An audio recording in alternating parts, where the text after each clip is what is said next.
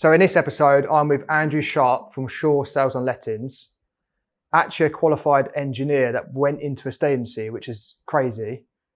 And with Andrew, he's been a client of mine for a few years, and I go into decoding the funnel where most agents struggle to even start with. So Andrew, welcome to the show. Thank you for having me. Thanks for coming down from the north. Yeah, Midlands. Midlands. How long did it take to get down? Hour and a half, down 45, so not too bad. It's actually quicker than me. You've been a client of ours for a good, how many years now? Must be 2017, I think it was, end of 2017, so nearly 6 years. Long period of time now, isn't it? And obviously we've been working for a good couple of years now. So I wanted to get you on the show, and we're going to cover some of the aspects to it shortly around your mindset towards a lot of stuff, which I'm excited to just decode. So, but for listeners out there who've never come across Andrew, because I'd say you're so knowledgeable, but you're not someone who shouts about it a lot in the industry. No. So, great episode for anyone listening out there. So, give us a background on like, who is Andrew, where you set up, how you got into estate agency, which probably fell into it. So like, go back to like, did you aspire to be an agent? Not really, to be honest. And I think I fell into it, like most people in the industry, is that I fell into it. I went to uni, did an engineering degree at uni, and the plan was always to go and do something in engineering. I wanted to kind of live out my dream and join the RAF and go and fly planes, but I couldn't quite do that, so I had to go maybe through an engineering route. And I kind of fell into agency looking for a place to rent. Left uni, couldn't go join the RAF, which was the intention, for 18 months because they just weren't taking anyone on.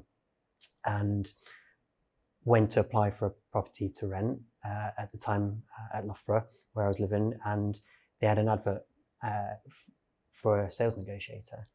And then 2 weeks later, I'm sat in the desk, not a clue what I'm doing. And it kind of went from then, and I fell in love with the estate agency. And I was fortunate enough to be running my own branch after about 18 months, maybe just over that, and never really kind of looked back. And I went in through the corporate world, so kind of it was part of the Countrywide network, and managed to work my way up the kind of the ladder as such. And it was a good learning ground. And I came out of the corporate world because I'd had enough of the corporate world. It was kind of, I felt like I was just a kind of a cog in a machine. I thought there's more to this, and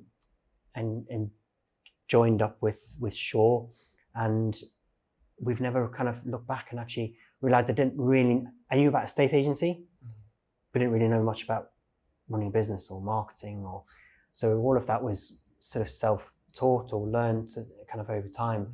Had a basic idea maybe of what it was, but not to probably the journey that I've probably been on with you over the last six years, really. What did you find, as much as it's a weird one, what did you find correlation-wise between maybe doing your engineering degree and anything in a estate agency that could be? Yeah. Because you think, like, if it's crazy to think that you'd qualified as an engineer, done the hard work of going off to university and doing that, and then a lot of people would be, I'm just going to do a estate agency for a couple of years and then go and pursue what I need to go and do. But obviously, there must have been something that drew you in that still appealed like your mindset to what you originally set out. Yeah, definitely. So for me, I've got a very, very logical brain.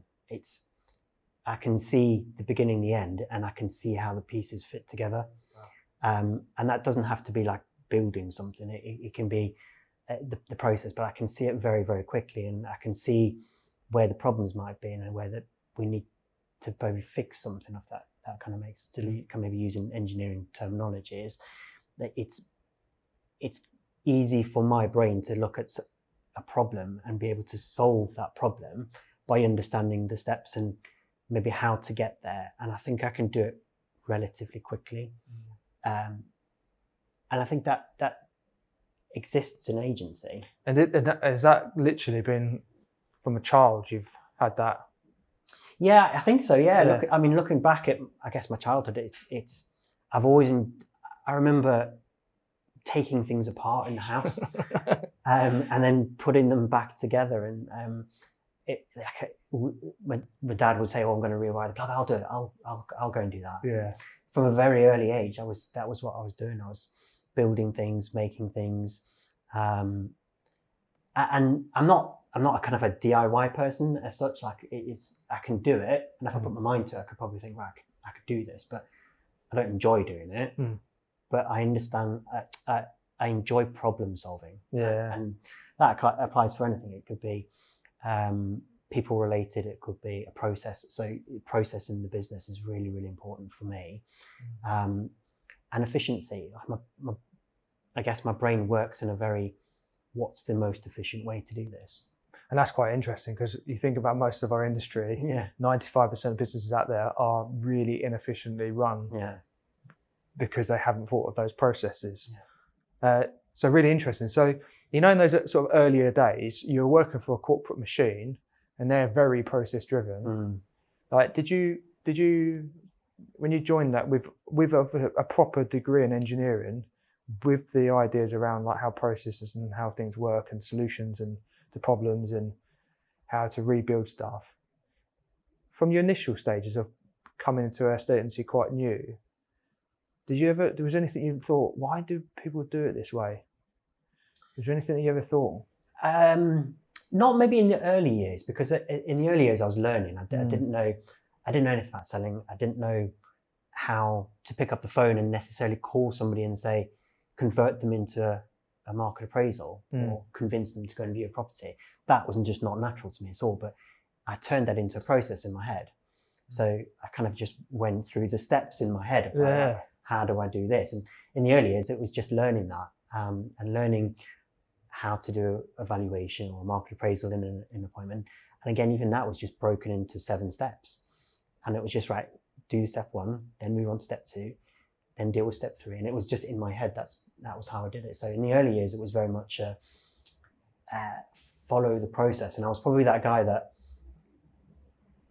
if there was a process to be done, I was the one that probably followed it to a T. And it wasn't until later on that I thought, how do I break this process? How do I make it more efficient? Is there a better way of doing that? And you can't really do it in corporate constraints, because it's like head office is set down this bit, and that's where you can start to go into independency, where you go, if I have enough of ability as a leader to change processes, then I can then work with that. Really interesting, because I think a lot of those processes sometimes don't get followed because fear of emotion takes over. But if you've got that logical mindset going, I'm just following this process, and like there is going to be emotion along the part to it, but I'll do step 1, step 2, step 3. Whereas a lot of people might be out there going, oh, but step 3 to step 4, like, oh, well, I shouldn't be asking this question. But we're a fundamental believer on processes in Iceberg. So really interesting, because it seems like you just decode everything that you do and see, is this the right pattern? Is this the right process? How do we improve on it?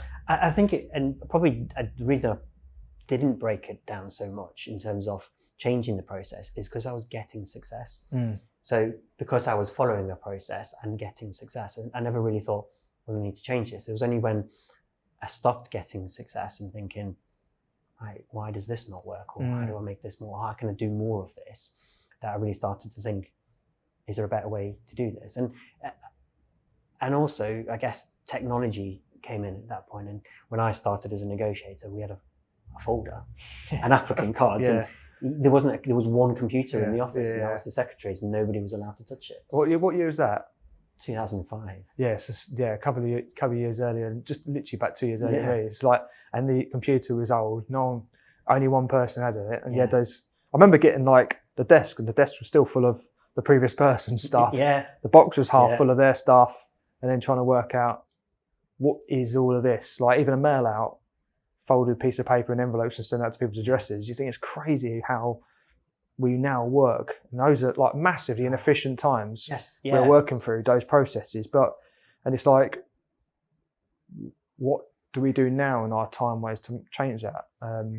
So going from corporate to independent, what was that deciding factor for you? Like what made you go, do you know what, one day I'm going to leave the corporate world? Yeah, I think there's probably a combination of different reasons. One, I felt like I wasn't probably going to go anywhere quickly where I wanted to go. And I think mainly just that thirst for knowledge and how to do other things. And there is that element of you can follow a process, but ultimately it gets to a point where it says, computer says no. Like you're not allowed to do that because that's stepping outside of that process. That's not your job. So I wanted to go and experience that. And I wanted to go and try those different things and experience what it was like being independent, I guess. And it is very, very different. One thing that was probably the biggest surprise was you just don't get the phone calls that you do as a well-known corporate brand for people saying, can you come around and tell me how much my house is worth? And we had to work really, really hard to get the name out there and bring in clients and leads ultimately. And that was challenging, and we did things. And the early days, and I'd look back and think, why did we do that? And what were some of those things? I was just like dropping leaflets offering to sell the house for free. Yeah. Stupid things like that. You think, never go and do that now. And there was no understanding of, I mean, that was when was that? So that was 2016. So I guess social media was around, but it wasn't a kind of a big driver of a leads generator necessarily. It wasn't in the forefront of my head of how can I use Facebook or LinkedIn to drive leads into the business. And it wasn't until 2017, 2018 when I met you and Mark and we talked about lead generation, and essentially everything's downhill from lead generation. That I started to explore marketing and the whole world that exists in marketing. It just opened my brain to, there's so much to this. How do we get this into the business and how do we use this? Because I guess if you cut most agencies down the middle, they're all built the same way. They all have your two negotiators value, your branch manager, and they're all kind of set up the same way. And we kind of started to go down kind of a journey of, do we need to be set up this way? Do we need to work the same way that we've always done? And using technology, using automation, efficiencies in the business is, actually, do we need this role? Is this the right kind of role for us? And we still, even last week, sat down with one of the directors and we had the discussion about, do we want this role or do we want another role? Which is really good because, like you said, every agency you go in there, it's like, I've got a negotiator, I've got this and I've got that. But then with like the rise of like, you know, even videos now, like there's going to be a point where businesses are going to need videographers and marketing managers and copywriters and marketing, lead generators, like people who look at that side to it rather than just a negotiator. And if a negotiator role can even change in that part, it's not a case of qualifying people. It could be a case of like, your job is just to give people some amazing experiences when you walk through the front door, and you haven't got to do the admin crap because we've got technology that takes hold of that. And I think if you don't sit down with those meetings and you do it a few years down the line, like, you're way behind that part to it and you're in the same boat as everyone else. It's crazy to think, like, for years, and still probably even in the industry now, most businesses have a sales department to bring in clients or leads or whatever that looks like in some kind of a sales type funnel. So you bring in leads into the business. In estate agency, that's always traditionally been the role of the valuer. That's their person's job. They bring everything in. Why does it have to be like that? And it goes back to that corporate. For me, like, you know, you're talking about the corporate model and going to independent. Like, the corporate used to have that machine of like the leads come in, you haven't got to worry about them, you just get calls. Whereas if you go from that corporate world into a state agency, just independent, you haven't got that machine behind you. And so then you're like back to that, we're now a sales and a marketing team combined. And like you said, the valuer's job, I was only chatting to someone the other day and I said to him, like, is the valuer's job to try and find valuations, because that seems like a marketing job, or is the valuer's job to focus on converting the marketing into sales, actual houses to list, and their job is to then present those houses well enough? Because if you get them to do all of them, like, that's 3 different hats in its own right, which they can never do it really effectively on that same role. So like going back to, like you said, 2016, 17, you're going, right, we're going to take a whole new avenue down this route of just marketing. Let's just rewrite the book on that. What was the first few steps that you went through that process that have you still doing today? Like, is there anything you probably think, yep, we're still quite consistent on that basis? So I think a lot of it's about giving out value for free, essentially, and not thinking, oh, I need to hold on to this information, and I'll only tell them when I'm sat on the sofa. And I guess a lot of fill out a form. Yeah. Once you sign the contract, I'll tell you everything you need to know. I can be not afraid to give that information out. Yeah. And essentially blogging content, videos, and going down that journey and not being afraid to get on camera and have give advice to people and hold seminars in rooms of 30, 40 people and talk about something that you know everything about. You're the expert in that job. I guess just approaching it in a different way. And we started to be very consistent with blogging, and I've been down the journey of doing the blogs myself and writing the blogs, and that became very time consuming. So we then teamed up with Jerry Lyons. So going into that then, yeah, because like what I've loved working with you for the last few years is like you go off and do your stuff, and we come back to the role of a coach is perfect for me. We come back to it whenever you've decided you just want a session to deload whatever you want to do, and then you go off again. And crazy ideas. Yeah, crazy idea session. But I've really enjoyed working with how your brain works, because it works differently to what maybe a lot of business owners I work with, because of maybe that engineering background. It's not like you went into a agency in a different way. So like to decode that part to it. So someone might be listening who's trying to do that blog stuff themselves, but really like they can't really write that well, not because they're stupid, it's just they're not articulate way. They can't be creative. They sit down, they've got loads of other stuff. So when you went down that journey, firstly, like, what was the reason why you decided that I'm going to start writing blogs? Because you told me to? No, I think I understood the fact that we needed to give some value, and we needed to get the message out there and be helpful. And very quickly, I guess we started to see some of the benefit of that, because we then get people contacting us. Still to this day, we get people contacting and saying, "Oh, I've read an article and that was really useful. That was really helpful." So I guess it's that consistent free knowledge of just putting it in front of people. And I found it really hard to blog. I'm not naturally a writer because my brain's maths and engineering, so it's like the worst logical, opposite. Unemotional. How do I put emotion into this? Help someone. Like you'll be writing it like a step by step, like a IKEA. You want a step by step guide? Perfect. Pack guide. Like, so step 1, call us. Step 2. So I had to work on that, but then I realized it was taking a lot of my time, and I was like, I need to do something about this. This is not where my time is best spent. So we got Jerry to do the top level stuff, essentially the stuff that's helpful, brings people in, and I guess it starts to identify who our clients are and bring them in to the top part of the funnel, and then we start to add in the more personal stuff about what we are, who we are, how we can solve their problems, and that might have been doing a video of how to sell your house this summer or whatever. And it's just then being more personal as they kind of get further down the line with it. And having somebody write the blogs gives you that consistency. You still got to be consistent in putting it out there.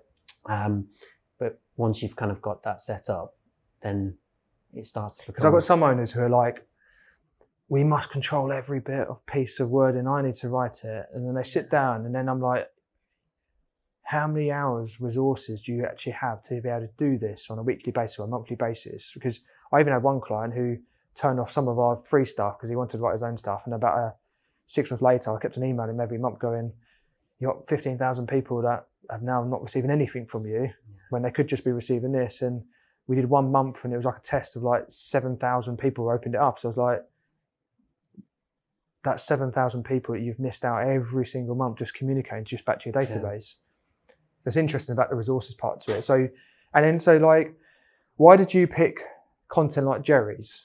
Like, what made Jerry's a little bit different to maybe other content writers out there? What attracted you to that style of writing that he does? It was different to the way I would have written it, I guess. Yeah. So it was a bit of that balance of,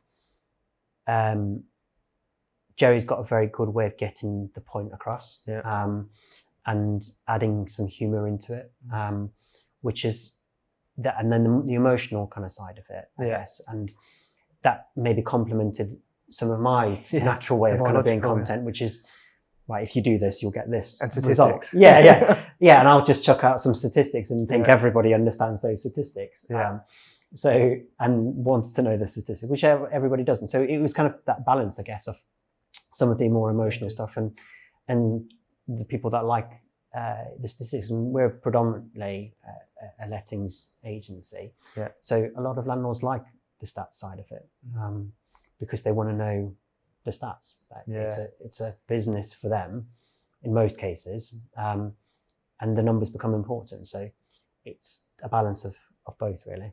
So you mentioned like funnel a couple of minutes ago, and it's like a big meh word in most industries and estate agency. Like, you talk about the funnel. A lot of people talk to me about funnel. And they're like, I need to look at my funnel. I'm like, okay, what's your funnel? And they don't even know what a funnel is anyway, but they're just being told. So that'd be good to like decode what that means, like from an engineer's mindset, but more of an estate agency background of normal wording of what actually a funnel process looks like for you. So like top level funnel, like you mentioned, is like getting good content out there. So let's reverse it. Let's start with probably the end goal, which is good. Someone to maybe book engineer's evaluation. mindset coming in, isn't it? Yeah, so perfect. Like, how do we get somebody to that point? Well, we've got two types of clients, I guess. We've got people that are already in our database, and we've got people that aren't. So to get them to a point of booking evaluation, we can sometimes get lucky where they see a blog on Facebook and read that and then click a button that says get in touch and they want evaluation. Doesn't really happen too often. Ideally what we want to do is we want to get them onto our mailing list, because we can kind of control that. We can control the message that goes out to them. So going from then booking the valuation, ultimately we need to be sending them emails, so nurturing them essentially, giving them content that's kind of relevant to them. So not every email journey that we have is the same. So if we have an investor join us as or register with us as a buyer, we can then send them information or emails about being a landlord in Burton or Derby, and they're interested in that. But there's no point sending them either first-time buyers, or something like downsizing, because they're not going to look at that and they're just going to think, oh, they're just spamming me with stuff. So it's kind of right. Well, what do we want to get from them? Right, as a landlord, we want to get them to use our services to manage their property or portfolio or whatever they've got. How do we get information to them that's useful for them? So we start by registration is a really good one with the landlords. We start off by just giving them some useful stuff about the rental market in the area. And over time, when you think about, even if a buyer an investor registered today, by the time they've found a property, offered and gone through to completion, you've got 12 weeks at least really with them. So we try and give them information at the start to say, hey, you're thinking about being a first-time landlord, download this guide that you might find really useful. And then we give them local information, what's happening in the rental market. And then we ramp it up as the emails go. So by 7 or 8 emails, it's talking about why they should be using us, what we could do that's different, and why we're maybe the agent for them, because we're not going to be for every landlord. And we don't want every landlord, because then they might not be the right client for us. So we try and ramp the message up through that series of 7 to 10 emails. So I guess that's the kind of funnel is the end goal is to get them for that particular one is to get them to arrange a discovery meeting or a client meeting to sit down and discuss using managed services. And what I've noticed about a lot of the content you do is like that brand consistency of branding. So even if someone does just flick open an email, but not necessarily go and read it, it's just another little influence and imprint. Yeah.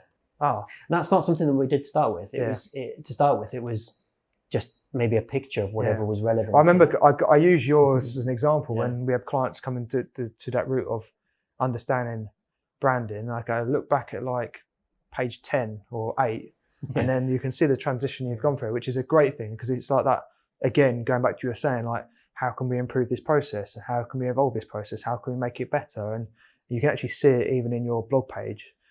And it's good actually, working what do we need the end result and then working back from it, because when you look at a buyer registration, you'd be thinking, I know we need buyers now because the market is the way it is, but you're thinking, I just want a landlord guide that I'm going to put on Facebook and I'm going to target people. And I've had it before where someone's done a form and they've been trying to push it onto Facebook, and I'm like, that got you like 25 downloadable landlords, but like your registration process got like 100 in that period of time, just asking people to register if you're looking to buy, because it's 2 different messages, isn't it? Yeah. We've just done one that's, I guess it's using the power of your data. And it's essentially it's free. So we've just done a quiz related to landlord property health checks, and it's a series of 18 questions they can take, and it just gives them a score at the end of how knowledgeable they are and how compliant they are as a landlord. We sent it out to the database, and I think within literally 25 minutes, 30 minutes, I was writing a message to the team saying, we've just launched this.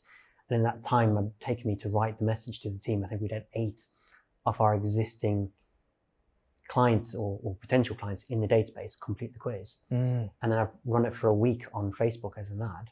And I think we've had maybe about the same. And it's obviously cost a bit of money to do that. It's not expensive, but they're 2 different things. So we're nurturing the clients that we've already got, and then we're pulling in new clients at the same time.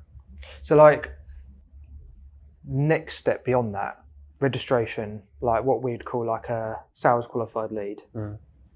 So like before that, marketing side to it. Is there anything you could give out to anyone out there that works well without giving your secrets away? Like for marketing side, I think that gets a bit confusing in that funnel part. Yeah. Because a lot of people seem to think that the funnel starts from, they're doing instant valuation and then they're in the funnel. But it's like, no, that's halfway down the funnel. Yeah.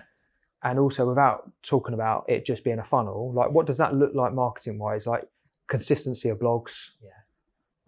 Like, is there anything you found has changed in the last few years in how you do marketing in general? We've done a lot of advertising through Facebook.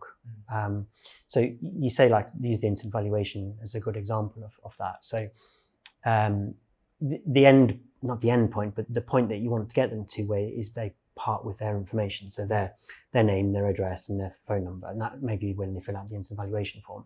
But to get them to that point, there's so many different ways that you can get them there. And that's the marketing side of it. So, and it's not just one channel. So you might say, well, Facebook ads, fine, that's it. But Facebook ads will get you maybe a certain type of client versus what you'll get through Google ads.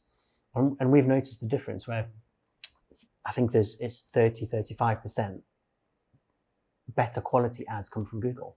Yeah, because there's intent. Yeah, of someone doing something. Exactly, because if you think about what they're doing, they're already further down their journey themselves. So they're going on to Google to say, how much is my house worth? So they've already got that intent. Yeah. On Facebook, let's stick an advert in front of them and see if they're there. And they've got some good value, because when you look at, if they're in that curiosity stage on Facebook, they just, I see this advert flutter up, I'm just going to do it and I'm going to pop my details. If they are further down that journey, you have more time to influence them. Like you said, you've now got that detail, so you can control the experience of like, who are we? What do we do? What do we stand for? Here's some helpful hints and tips. Here's some useful information that you might find that when you decide you want to move, you thought of us because we've been on Help from That Journey, whereas Google is a bit further down the line. So you haven't got necessarily that influencing, but the fact that you are within that intent process, that there is at least a better chance than not doing either. And just like go back to that. When I stepped into an independent agency, I was like, phones don't ring. So like, what do we do now? Yeah. I think it's having that balance, because we know that a Google instant valuation versus Facebook instant valuation will convert on average 3 or 4 months quicker. But you still want those other ones coming in, because you've got more time, like you say, to convince them to use your brand. And like evolution of like, in that process in the last sort of maybe 7 or 8 years, with that change in how you do marketing, how you do those processes, pretty much ripping up probably the independence playbook that when you joined to where you are today. What's that been like for you as a leader with your teams and your staff? Like, have you had, like, usually I speak to a lot of people and it's ups and downs. Yeah. Like, what's that been like for you maybe in the last sort of few years? Have you... Definitely. I mean, we have our ups and downs. We've had changes in staffing, so it's going back to the start almost, and kind of almost educating them on this is how, especially if they've come from another agency and they kind of want to just do it the way they've done it. So it's kind of going back and educating them on why we would do it this way, and not being afraid to think, okay, we can do it differently, and understand why understanding why they're outside the property, the importance of doing that video. And although there might not be a direct result of it that day or that week, the impact of that has longer term, because that might sit on YouTube as forever. And the landlord might stumble across it because they see a Google advert and then they go and end up on YouTube. And you just, Mark calls it 7-11, well it is, it's 7-11 for them, isn't it? And it's building that trust with the client, I guess, to say, well, not just seeing us in one place, we're seeing us in another place. So even though they might not have thought that video was that important on that Tuesday rainy afternoon, actually the impact of that 18 months down the line, especially compounding it with more and more and more and more. Like, I always look at it going like, in any buying situation you've ever had, you never go out and just go, well, I'm just going to go and buy that. There's always that binge stage, isn't there? That stage where you get to the point where you get frustrated by your own binging and then you buy it.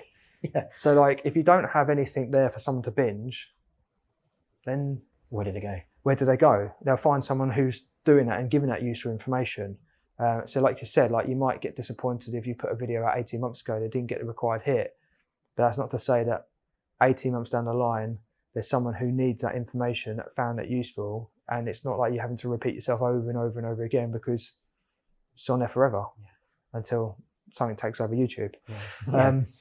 So, and what have you found? Like, you mentioned video. So like, how long have you been doing video for? Because that's quite an interesting topic, because I still feel like as an industry, we haven't really adopted that well enough.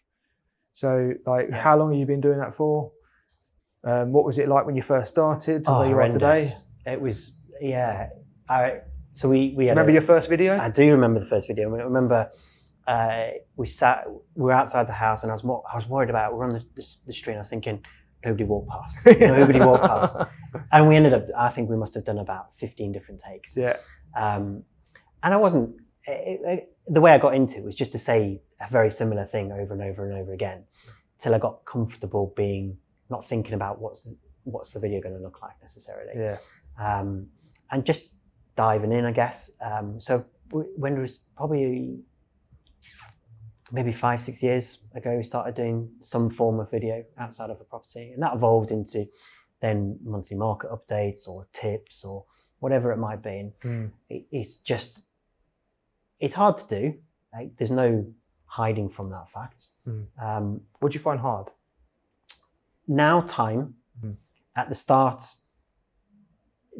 I guess the fear of rejection, of people, you're putting it out on social medias and people kind of commenting on it and thinking, well, that guy waves his hands around. Yeah, okay, that's me. That's what it is. But you kind of, I guess, build that thickness and that skin off, right? You just have to think about what's the purpose of this? What am I trying to achieve? And you're always going to get the naysayers, and everything else that kind of goes with it. But And you think sometimes, I always look at thinking, God, how sad is that person watching me for 3 minutes just to comment, waving my hands around, like, what life have they got? Yeah.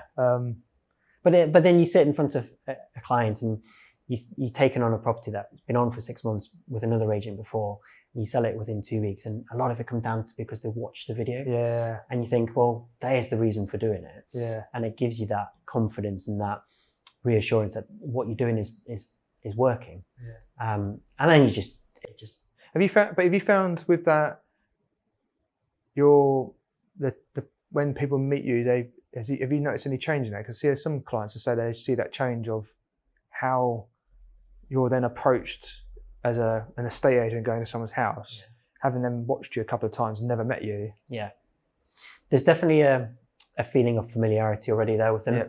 So it might be the first time I've met them, but you get that feeling or that sense that they know you, or they reference things that you might have mentioned in the video before. We do a welcome video to potential valuations, and they'll mention things on the video, and they've watched it, but they're already familiar. You're not sitting on the sofa or the first time they open the door. That's the first time they've met you. And I guess you'd go back years. Some agents, and we used to do this back at Countrywide, you'd find a reason to go and hand deliver the pack, just so you could go and build 2-minute relationships and they knew your face. Yeah. And it's that same principle, but it's just built into video essentially. Yeah. Doesn't matter if they're seeing your face on a screen or if they're seeing it face to face.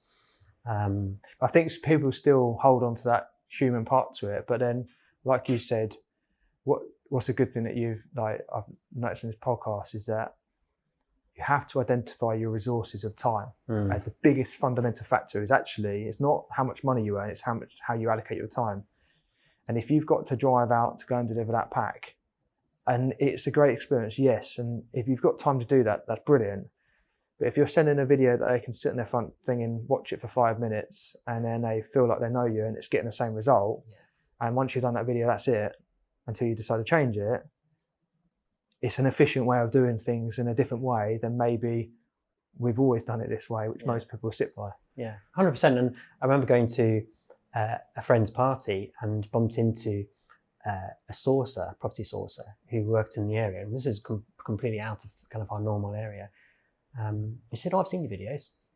I really like your videos. And I was like, oh, great. And then we obviously get talking about property as you do. And but it's just that reinforcement of she'd already seen some of the videos. She already knew about the brand. She already knew what we do. Never met her before.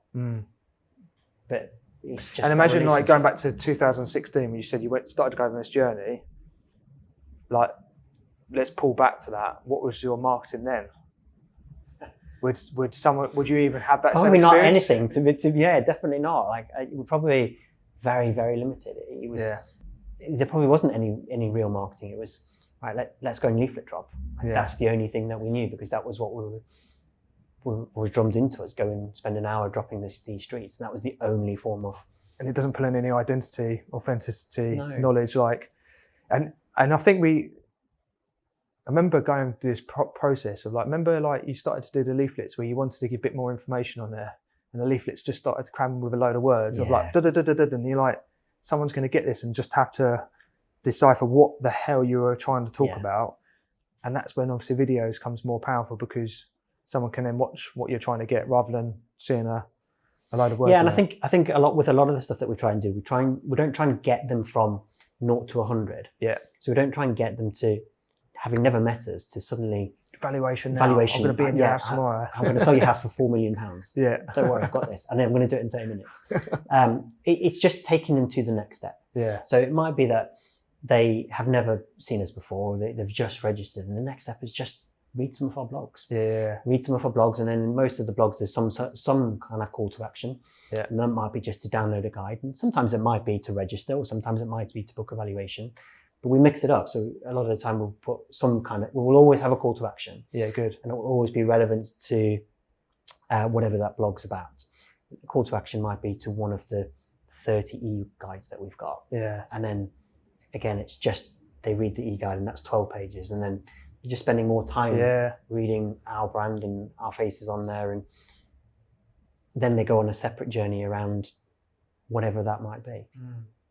It's getting them into like that, like you said, if you didn't think about that process of like the end result and talking about how we can influence people, like if you look at a funnel, and your funnel would be, like you said, like just want to get someone to do this form and then I want to sit in the house 2 days later, and you looked at it going, right, if we extend it out over a good few months of what that person's journey is, because they don't just decide that unless it's one of those must sales, they have to do it now, which usually means they have a crap fee, or it doesn't really work out because it's usually divorce and they hate each other and one's trying to screw the other one over, and you just get the emotional punches between it all.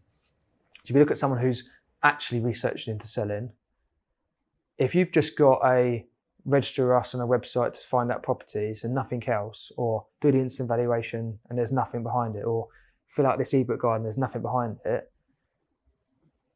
there's nothing in that stage, is there, of just the abyss of knowing anything about it. You've kind of done the hard work. Yeah. And that's where the cost ultimately is getting them from the marketing onto an emailing list of some sort. That's where the cost of the spend typically is getting there. And then you've got them there, and you're just letting them work out what journey they go on. You're just almost leaving it to them, but you're just not then doing the easier bit and the cheaper bit. Effectively, you're just not taking them to that next step. So they kind of fall out, or go and use an agent, and they go and view a property with another agent, and that agent just happens to say, "Oh, we've just sold the one next door, and can we come out and have a chat to you?" You've lost them. You want to get there before they have that chat, really. So final point, like this podcast is all around the future of estate agency. So where do you see this one? Because this one, I'm interested to know what your answer is on this one, because like, you know, we don't script these shows. So from your brain, let's have it. You know, some of the crazy ideas I've had, I think.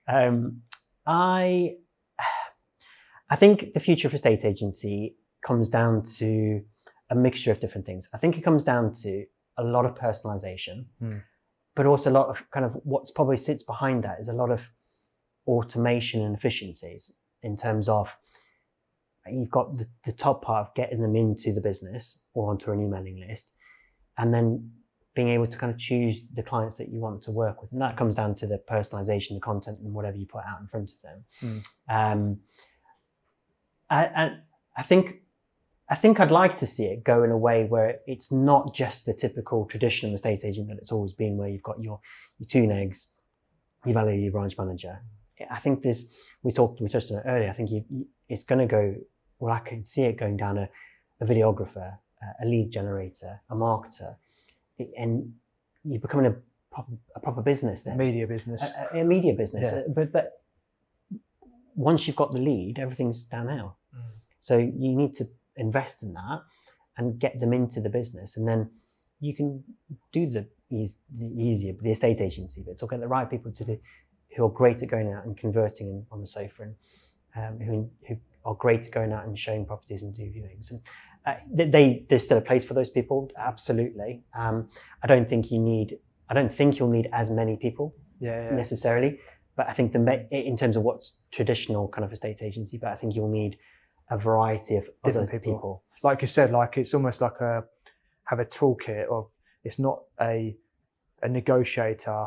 The old traditional way of negotiator was pretty much like book of viewings in, show someone around type of deal. You might find someone who purely specialises in the viewing experience and negotiation of it, but not necessarily the booking in. You might have the valuer who's the person who's like, I'm the person that's going to be with you from here to the end, but I've got someone who does all my marketing and media because I don't specialise in videography. That's the reason why we've got someone in who specialises in that. Yeah.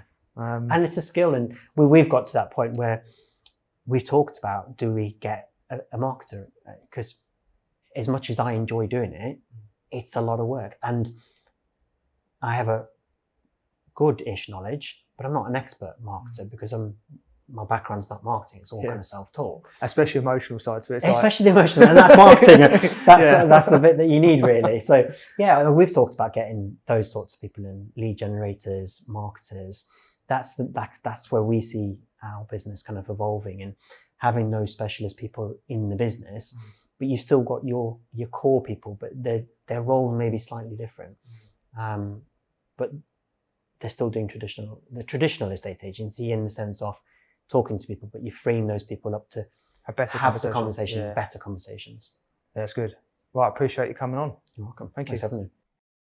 Thanks for listening to this Estate Agency X podcast. Can you make sure that you're actually subscribed to this podcast channel if you liked the content? It helps us massively to get better guests, and it just helps us generally.